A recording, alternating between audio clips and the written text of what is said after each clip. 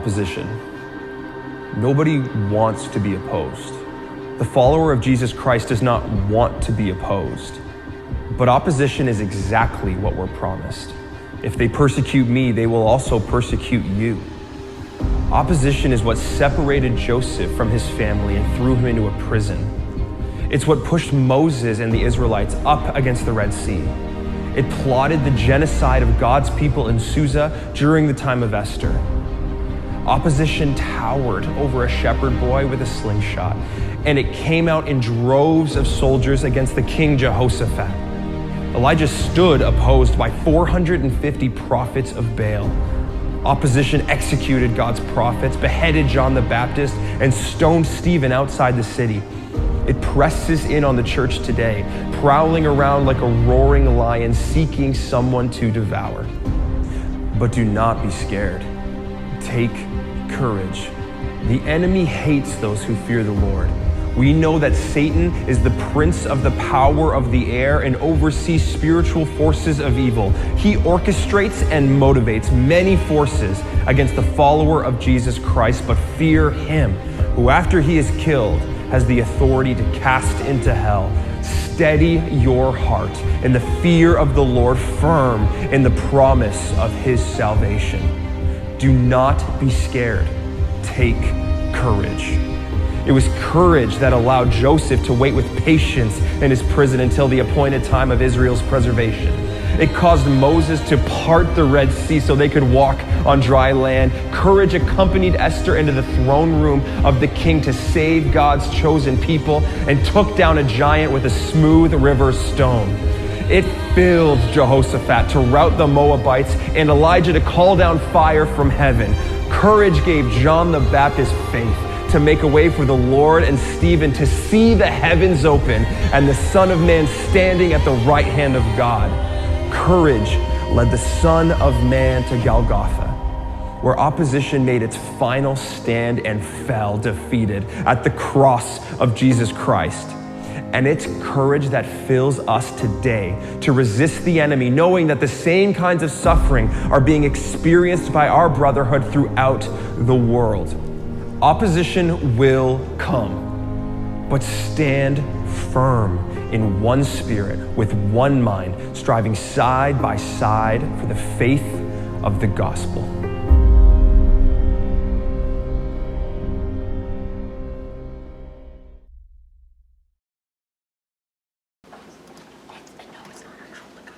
Well, if you're joining us for the first time, we've been embarking on this journey looking at the story of Esther in the Old Testament.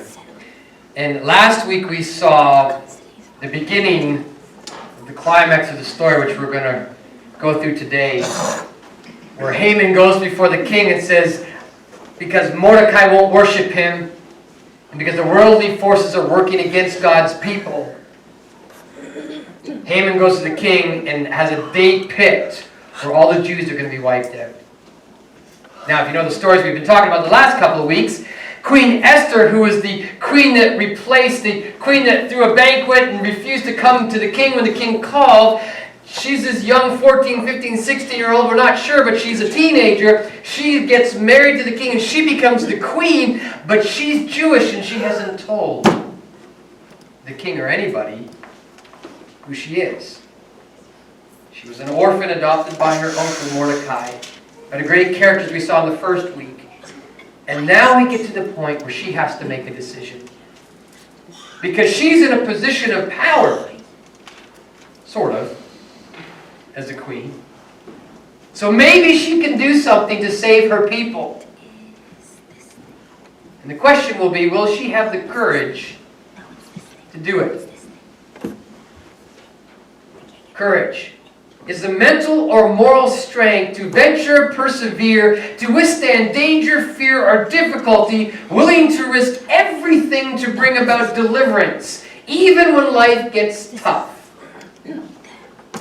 You might have heard this before, but there was an atheist and a bear. One day an atheist man was walking through the woods. He was a proud atheist, never skipping the opportunity to mock those for their faith, for their ignorance and blindness to reality. He was enjoying his stroll through nature. All of a sudden, there was a loud crashing behind him. He turned to look and saw a massive bear charging at him. He turned and ran for his life, but as you know, as he looked over his shoulder, there the bear was gaining. It was almost all upon him. Desperately, he poured on more speed, only to trip and to fall on the ground. He rolled over, looked up, and saw the bear above him, paw raised, ready to strike. He threw his arms up over his face and screamed, "Oh God!" Everything stopped. The bear froze, the bird stopped mid-flight, and even the stream pauses. And the man saw a light from heaven and heard a voice saying, "All of your life you have denied my existence. You have relentlessly persecuted my followers and attributed all of my creation to a cosmic accident. And now you call upon me?" The atheist, ever proud, replied, "I suppose it would be hypocritical to be called a Christian after all these years. But could you make the bear a Christian?" "Very well," said the voice. The light withdrew, the stream started to flow, the birds continued their flight, the bear slowly put down his paw, looked gently at the man, seeming to smile, then he brought both paws together, bowed his head, closed his eyes, and said, "Lord, I give you thanks for this food that I'm about to eat."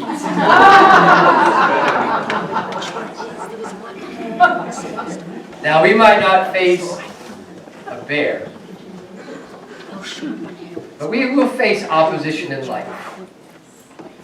And the challenge of the question is, where will you find that courage and what will it look like? And so today, we're going to actually read through a couple of chapters in Esther, so try to bear with me because it's a bit of a long story, but it's important and it's got some amazing principles that apply to our lives today. And so I'm going to read from chapter 4 and following. When Mordecai learned that all had been done, this was Esther's uncle, he tore his clothes, put on sackcloth and ashes, and went into the city, wailing loudly and bitterly. But he went only as far as the king's gate, because no one clothed in sackcloth was allowed to enter it. So this was traditional with Jewish culture. When something major was happening, you would put sackcloth on and ashes on your forehead, and you would mourn, and you would weep, and you would wail, hoping that God would do something.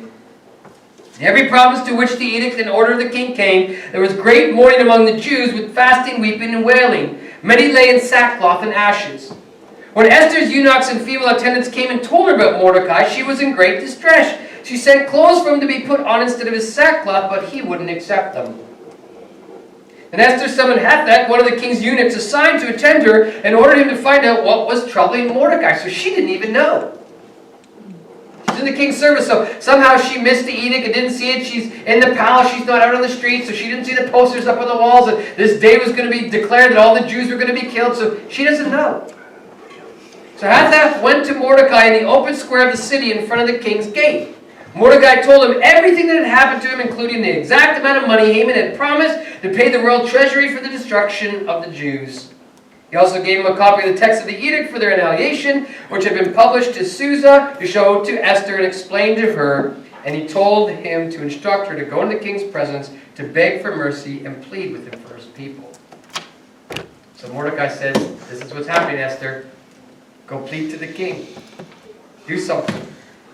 Hathach went back to report it to Esther what Mordecai had said to them. Then she instructed him to say to Mordecai, "All the king's officials and the people of the royal court and provinces know that any man or woman who approaches the king in the inner court without being summoned," get this, "by the king has but one law: they will be put to death, unless the king extends a gold scepter to them and spares their lives. But it's been 30 days since I have passed and was called to go to the king." So I don't know about this, Esther saying, if I don't get called and I go into the presence, I could end up losing my life for this. When Esther's words were reported back to Mordecai, he sent back this answer: "Do not think that because you are in the king's house, you alone of all the Jews will escape. For if you remain silent this time, relief and deliverance for the Jews will arise from another place." Isn't that interesting that Mordecai still has faith that if it's not Esther, God is going to save and deliver his people? "For if you remain silent at this time, relief and deliverance for the Jews will arise from another place, but you and your father's family will perish. And who knows, but you have come to your royal position for such a time as this." And Esther sent them this reply to Mordecai: "Go gather all the Jews who are in Susa and fast for me. Do not eat, do not drink for 3 days and nights, and I and my tenants will fast for you. When this is done, I will go to the king. even though it's against the law. And I love this. And if I perish, I perish. So Mordecai went away and carried out all of Esther's instructions. It's a little bit interesting now, the next couple of chapters. So she goes into the king's presence and he extends the royal scepter and she gets to go in. She's not killed. Now, the neat thing about Esther, if you read through this, is that she doesn't immediately run to the king and go, oh, get my people, get it. She's a little bit more strategic. She's a little bit more smart about this. Either that or she's just so scared stiff, she's just putting it off. Not quite sure which, but I'm going to give her the benefit of the doubt. I'm going to wonder and think, hey, maybe she just knows something. On the third day, Esther put her royal robes on, stood in the inner court of the palace in front of the king's hall. The king was sitting in his royal throne, facing the entrance. When he saw Queen Esther stand in the court, he was pleased with her and held up the gold scepter that was in his hand. So Esther approached and touched the tip of his scepter. Then the king said, what is it, Queen Esther? What is your request? Even half of the kingdom, if it will be given to you. She could ask right there, but she doesn't. She says, hey, if it pleases the king, replied Esther, let the king together with Haman come to a banquet I prepared for him. Oh, okay. Bring Haman at once, the king said, so we will go do whatever Esther asks. So the king and Haman went to the banquet that Esther had prepared. As they were drinking wine, the king asked again, what's your petition? Anything, half the kingdom, you can have it. Esther replied, my petition and my request is this. If the king regards me with favor, and it pleases the king to grant my petition and to fulfill my request, not save my people. Let the king and Haman come tomorrow to the banquet I will prepare for them. So let's have another banquet. What is she just stalling? I think there's some strategy behind this, but it's really hard to know sometimes. 9. Haman went out that day in high spirits, but when he saw Mordecai at the king's gate and observed that he neither rose nor showed fear in his presence, he was filled with rage against Mordecai. Nevertheless, Haman restrained himself and went home. Remember, Haman's the bad guy. He's the guy that set this whole thing up in the first place. All these Jews were going to be killed. Calling together his wife and Zeresh's wife, Haman boasted them about his vast wealth, his many sons, and all the ways the king had honored him, and how he had been elevated above all other nobles and officials. And that's not all he says. Queen Esther had me at a banquet today, and she's invited me back for another one tomorrow. Like, look at how great I am. But all this gives me no satisfaction. Because he still sees Mordecai at the gate, who refuses to worship him and bow down and show him honor. So his wife and all his friends say to him, have a pole set up reaching to the height of 50 cubits and ask the king in the morning to have Mordecai impaled on it. Then go with the king to the banquet and enjoy yourself. This suggestion delighted Haman, and he had the pole set up. Then there's a section in chapter 6 where the king can't sleep. And so he calls out and starts reading. And if you remember back in the first chapter or the second chapter 2 weeks ago, we're talking Mordecai undercovers a plot to assassinate the king, tells Esther. Esther tells the king. And Esther gives credit to Mordecai, but it sort of gets lost in the translation. Somehow the king doesn't connect the dots. Nothing was done for Mordecai. But in chapter 6, the king can't sleep. He's up reading this stuff, and he goes, well, what happened to Mordecai? Who gave him honor? Who did something for him? Because he uncovered this plot. And his servants say, well, nobody. And so then he invites Haman and says, hey, Haman, what should we do? There's this person who saved the king. He's great. He's incredible. What should we do for this person? And so Haman thinks he's talking about himself, Haman. So Haman says, well, you should take this guy, put him on a horse, put a robe on him, and walk him through the streets and declare how amazing he is. And so the king says to Haman, remember, Haman hates Mordecai. Multiple occasions we've seen this. He says, go get Mordecai the Jew and do that to him. So he is, by the end of chapter 6, he is just seething, raging, anger, like, oh, I just want to kill this Jew and wipe out their people. He is so mad. And he storms off to this banquet with Esther and the king, infuriated. So here's where we pick up. So the king and Haman went to Queen Esther's banquet, and as they were drinking wine on the second day, the king asked Esther, Queen Esther, what is your petition? It will be given to you. What is your request? Even up to half the kingdom will be granted to you. Then Queen Esther answered, if I have found favor with you, your majesty, and if it pleases you, grant me my life. This is my petition. and spare my people. This is my request. For I and my people have been sold to be destroyed, killed, and alienated. If we had merely been sold as male and female slaves, I would have kept quiet, because no such distress would justify disturbing the king. I think it would, but anyways. King Xerxes asked Queen Esther, who is he? Where is he, the man who has dared to do such a thing? Well, he was the one that decided it, but it was Haman the one that put it into practice.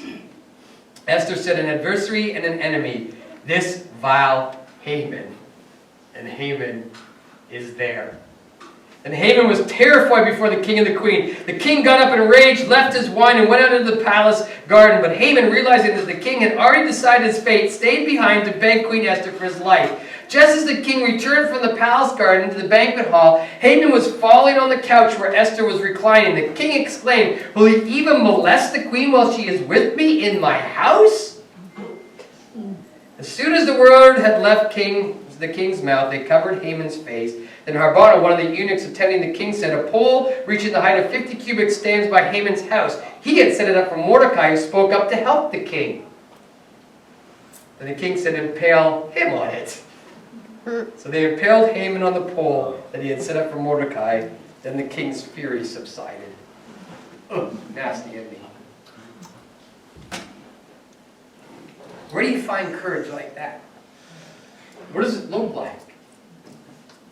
Well, here's just a couple of principles I think that come out of this story for you and for me today, because it's the same for us. Now, we might not face somebody trying to exterminate us, not physically. I think spiritually, as we talked about last week, there's a battle raging on for your life and my kids' lives and your grandkids' lives and our communities. There's a spiritual battle going on. The Bible tells us in John 10 that the thief roars around like a lion just to destroy and kill. So there's a battle going on over your life. So it takes courage. And then there's sometimes in life where we get opposition, whether it's in our families sometimes, or at our workplace, or in our neighborhoods when we stand up for righteousness, when we stand up because we're God's people, you might face some opposition. So here's what courage looks like. Courage is, first and foremost, prayer. It's petitioning God. You see this happen a couple times. Mordecai gets news of what's going to happen, that all the Jews are going to be killed. This day's been set. This plot's been set in motion. And all the Jews are going to be killed all across the known world at that point. And so what does he do? The first thing he does is he gets on his hands and knees and starts praying and mourning before God. When Esther finds out what's going on and she finds the courage to say, okay, I'm going to do something about this, what does she tell Mordecai to do? She says, get all the people to pray and fast. Don't eat for 3 days on my behalf so that when I go into the court, God will show me favor so I'll be able to say something and not die. Courage begins with prayer. And that sounds so weird because I don't know about you, but when something's wrong in my life or when I'm facing opposition, I'm the fix-it guy. Right? Like, okay, what can I do about this? How can I be a peacemaker? How can I bridge this? What do I need to say? What's my... I'm trying to figure out how am I going to cope with this? How am I going to deal with opposition? What am I going to do? And that's not necessarily bad, as we'll see in a second. But the first thing that I need to do is to pray. And maybe fast and say, God, what do you want me to do? Like, this isn't even my fault. I'm just following you. I'm a God follower. I love Jesus. And now I've got this opposition, this person that doesn't like me. And they're setting up this plot. And they're trying to destroy my life. They're talking behind my back. They're doing horrible things. They're ripping me off. Like, God, what do you want me to do? My first reaction is, well, I got to figure out what I'm going to do. But as we see in Esther and Mordecai, the examples here of what courage looks like is, no, the first thing we do is we go to God in prayer. Talk to Him. Pour out our hearts to Him. It's okay to mourn. It's okay to have your heart broken, and it happens in life. And when that happens, we go to God and say, God, I'm aching, there's destruction coming, there's pain, there's sorrow, there's grief. What is it that you want me to do? How am I going to handle this? Pray. Petition God. In 1908, going back a few years, James Fraser gave up a promising career in order to be a missionary to China. He worked hard to learn the language and culture in order to share Jesus Christ and the gospel. James was working in Luziland in the foothills of the Himalayas. He would regularly travel to village, evangelizing and leading services with converts in each village. During the winter months, the snow made the travel to the villages in the highlands impossible. James was often frustrated, even blaming God for hindering his work. Like, God, come on! I started these churches, like, I need to be there, I need to do something, I need to help them, I need to be the person to point them to you. Then he says the challenge from God. He knew that it would take him 3 to 5 days to travel to the highland villages, lead services, and travel home. So unable to travel, unable to make it to these villages, he took those 3 days to pray for these new Christians who were alone in their faith. When spring arrived and the snow melted, Fraser was eager to visit the highland villages to check on his disciples. What he found amazed him. Through the winter, they had been reading their Bibles and praying all alone, without him. He discovered that they had grown far more in their faith than the disciples that he had been with all winter in the lowlands. He later wrote, "If I were to think that after a matter of men, I would be anxious about my Louis converts, afraid for their failing or falling back into demon worship. But God is enabling me to cast all my cares on Him. I am not anxious, not nervous. If I hugged my care to myself instead of casting it upon Him, I should have never persevered in the work so long. Perhaps never even have started it. But if it has begun in Him, it must be continued in Him." Oh, but I would identify with him so much. I gotta be at those churches. They're not gonna make it without me. They're gonna die. They're gonna go back to their demon worship. They're not gonna know how to do things right. They're not gonna read their Bibles. And God, I need to be there. I wouldn't spend 3 days praying. I've never spent 3 days praying in my life. I remember when I was in seminary, we had to do a spiritual retreat in my pastoral course. And the spiritual retreat was, you would go away to a camp for the weekend, and it was a silent retreat. A silent retreat. So you were allowed to talk or say anything for 24 hours.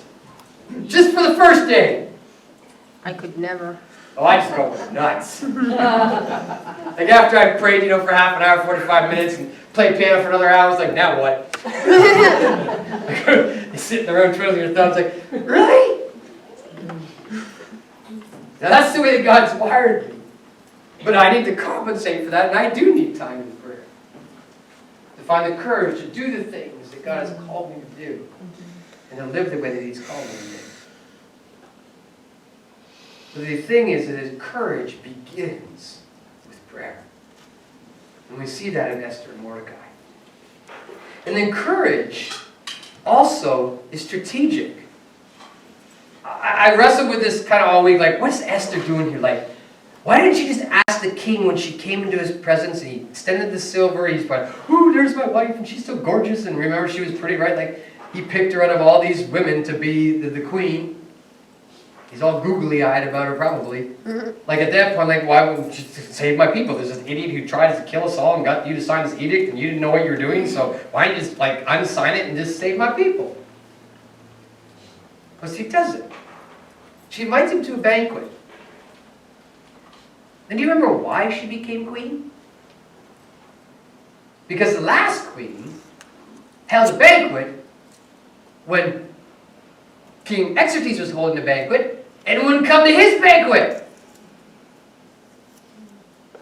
So I wonder if she's just a lot smarter than we give this teenager credit for, and she's just laying the groundwork, ask the question to set it up to get the right answer.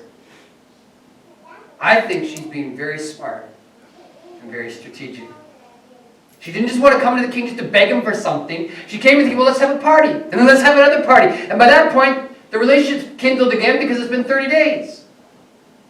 And then she asks him, save my life. Strategy is a part of courage.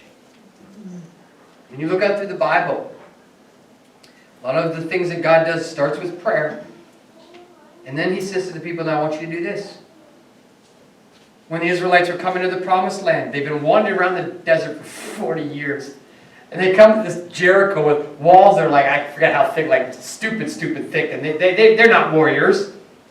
They're a bunch of nomads that have been wandering around the desert, second generation. And here's these warriors in this bulletproof castle. They don't know what to do. Where do they find the courage? Well, God says, hey, I want you to walk around the city a whole bunch of times for 7 days and blow some horns and trumpets and make some noise and sing worship music. It's still a strategy. We would say it's not a very good one, but it's still a strategy. And you'll see this throughout the scriptures. It's important to be strategic in the way that we live our lives. To think about how we interact with those around us. To think about how we present our case. How we present Jesus Christ to those that don't know Him. Be strategic. When you're facing opposition, look for the moments where God is still moving. If you're saying this morning the goodness of God, maybe you've had one of those weeks, my week's been nuts, and you're like, God, what is going on? And Esther and Mordecai, they're in the same, like, God, what is going on? What are you doing? And Esther's going and setting up this party and trying to figure out what to do. And while this is all going on, there's this little chapter in between that goes, oh, remember Mordecai? Oh yeah, he didn't get any recognition for saving the king. Oh, let's give him recognition. All of a sudden, he's a Jew. King Xerxes says, go get Mordecai the Jew. So King Xerxes, who signed the edict to kill all the Jews, says, well, let's go honor this Jew and, give him the praise that he deserves because he saved me. It's a little crazy. But in between all of this, God's still moving. And so even when everything around you is falling apart, even when you're facing extreme opposition, even when you're facing extermination, God's still moving. And you might not see it. You might not even see it, 5 years later. But when we look back at our lives and see the whole picture, when we stand before God, go, that's what happened. I can't wait someday when I get to heaven, because I'm going to have a lot of those moments. Like, oh, that's what you were doing. Because I was really wondering what you were doing. And I never really found out what you were doing at that point. And so it's like, why did I go through that? Why did I do that? Why did I spend money? And I don't get it. And then someday I'm like, oh, I get it. I see. So courage is looking for the hints of God moving.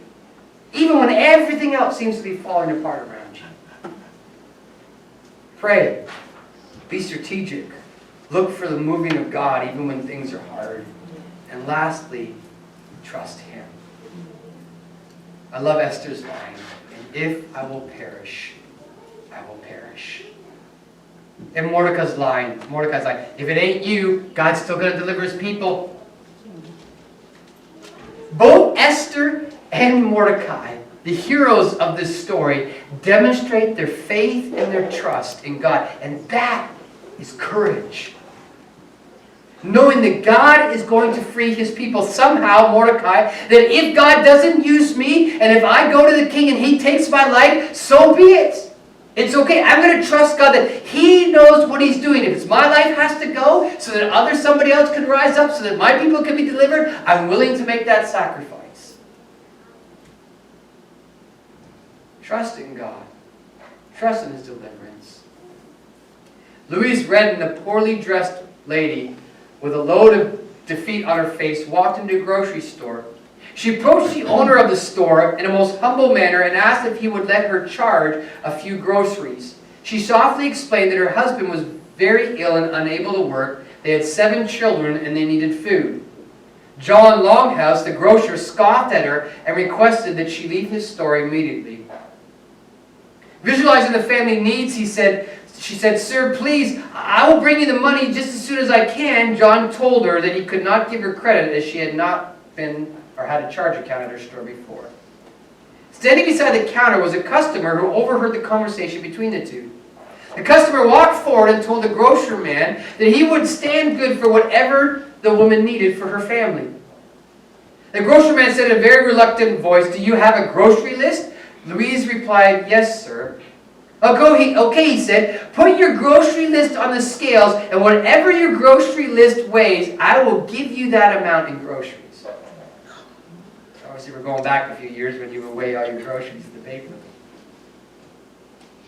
Louise hesitated a moment. With a bowed head, then she reached into her purse and took out a piece of paper with some scribbling on it. She then put it on the scale. The eyes of the grocery man and the customer, who was said that he would stand up and pay for this, or look after it, showed amazement when the scales went down and stayed down. The piece of paper took the scale down. The grocery man stared at the scales, turned slowly to the customer, and said begrudgingly, "I can't believe it." The customer smiled, and the grocery man started putting groceries on the other side of the scale.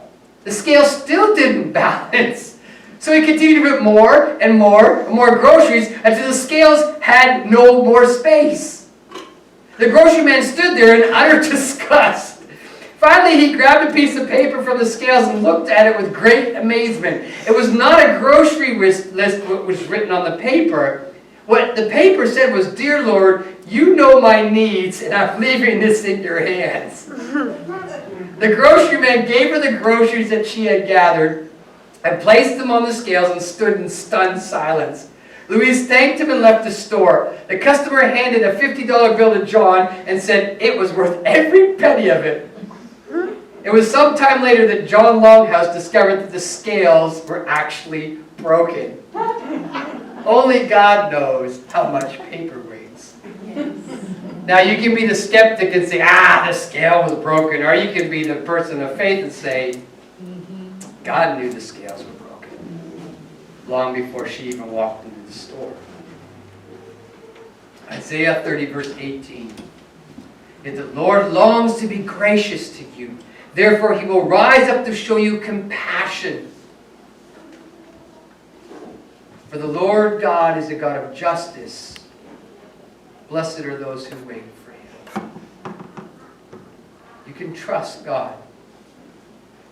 No matter what opposition you're facing. No matter what trial or situation, you can trust him. Courage is prayer. Courage is being strategic. Courage is looking for the hints of God moving in your life when everything seems to be falling apart. And it's trusting He's going to look after us. That He's going to deliver His people. The question is, will we relinquish that and have the courage to be everything that God has called us to be?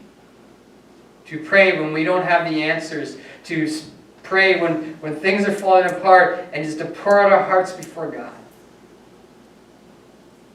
And to be a people who are strategic and looking for Him to move, trusting that He will deliver. Let's pray.